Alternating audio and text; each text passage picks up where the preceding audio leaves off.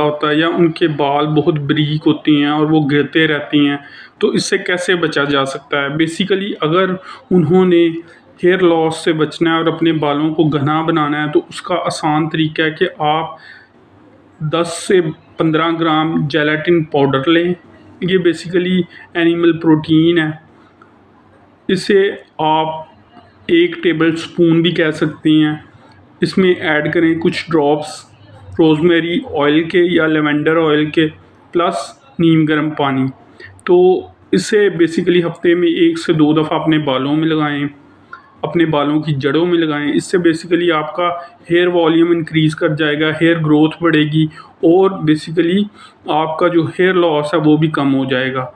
तो इसमें बेसिकली जो जेलेटिन है वो एक ब्रोकन प्रोटीन है और उसमें 99% प्रोटीन होता है। तो ये बेसिकली हमारे बालों की सेहत के लिए बहुत अच्छा है।